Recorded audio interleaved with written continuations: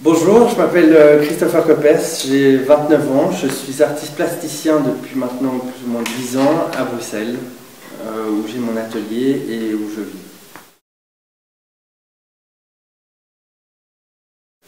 Le magazine a toujours été une vraie passion pour moi, j'ai toujours lu et collectionné le magazine depuis très jeune. Le déclic s'est vraiment fait quand j'ai eu un prof, quand j'avais 15 ans, qui m'a vraiment ouvert les yeux sur l'impact que le magazine pouvait avoir et de là a commencé un vrai travail de recherche sur ce support. Ce que j'en fais, c'est que j'essaye en tous les cas de lui redonner une seconde vie. Je trouve que le magazine a un tel pouvoir dans la société et surtout est tellement important au moment où il sort et puis perd de sa valeur en quelques minutes. Une fois qu'il est lu, il a complètement perdu cet impact, en tous les cas jusqu'à son prochain numéro. Et moi, ce qui m'intéressait, c'était aussi de pouvoir remettre un peu en valeur le travail que tous ces gens font pour créer ce magazine. Le magazine m'inspire dans le sens où justement il a sa propre valeur. Chaque magazine est différent et dans le magazine il y a tellement de sujets, tellement de différents fonctions. Un magazine, ça peut te donner des conseils sur la mode, ça peut te donner des conseils sur l'art, enfin, c'est infini. Quand j'ai commencé à travailler le magazine, ce qui était intéressant, c'était surtout ce côté de recherche graphique. Donc il y a un exemple qui est là, qui était plus de prendre un magazine et par exemple ici de lui redonner voilà, un côté très graphique tout en retravaillant l'image. Et puis au fur et à mesure du temps, c'est parti plus dans la recherche de la technique ou la recherche d'essayer de créer une forme dans le magazine tout en essayant de remettre l'image en valeur. Ce qui m'a intéressé aussi dans le magazine, c'était d'essayer de trouver des thèmes. Je suis très nostalgique par rapport au Playboy qui à l'époque, bon évidemment c'était la nudité, c'était la femme, mais c'était aussi surtout tout le rédactionnel qu'il y avait derrière qui était intéressant.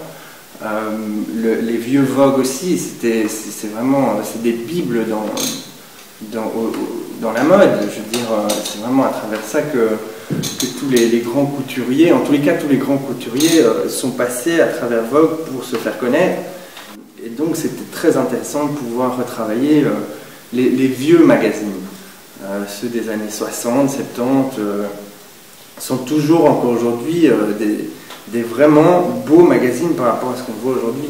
Maintenant, en fait, je me suis plus basé sur le monde des médias, qui englobe évidemment le magazine, mais c'était vraiment travailler sur les médias, la télé, ce qu'on en voit aujourd'hui. Mon nouveau travail s'appelle Trash TV, et j'ai vraiment basé cette idée sur ce support qui est en train de changer énormément.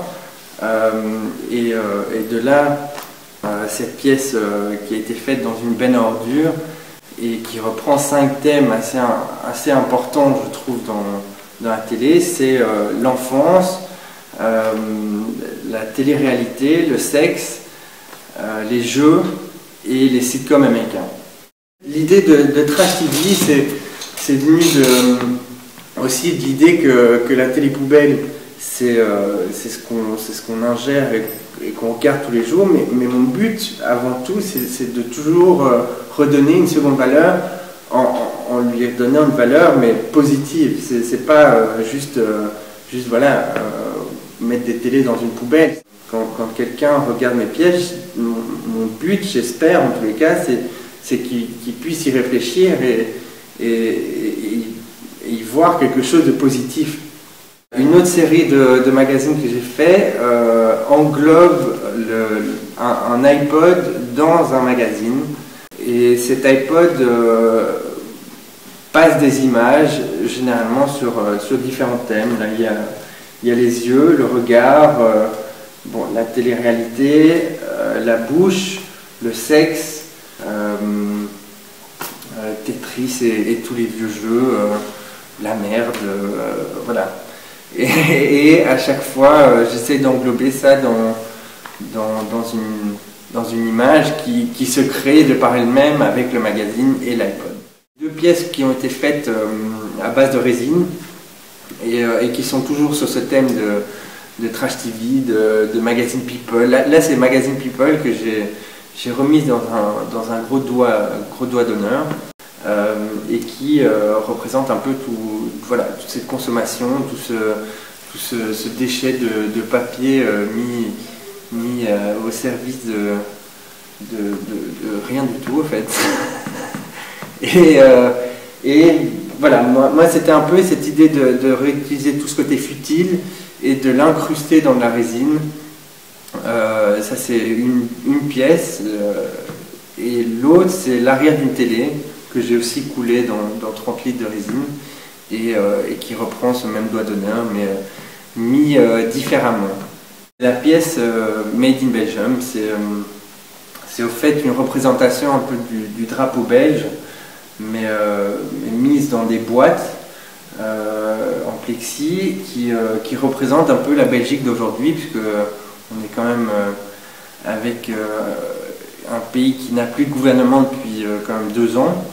Et moi j'avais envie d'un peu retranscrire cette idée, et ça doit être sûrement un de mes premiers travaux politiques, alors que généralement je suis apolitique et ça ne m'intéresse pas vraiment, mais là je trouve qu'il fallait quand même porter le doigt dessus.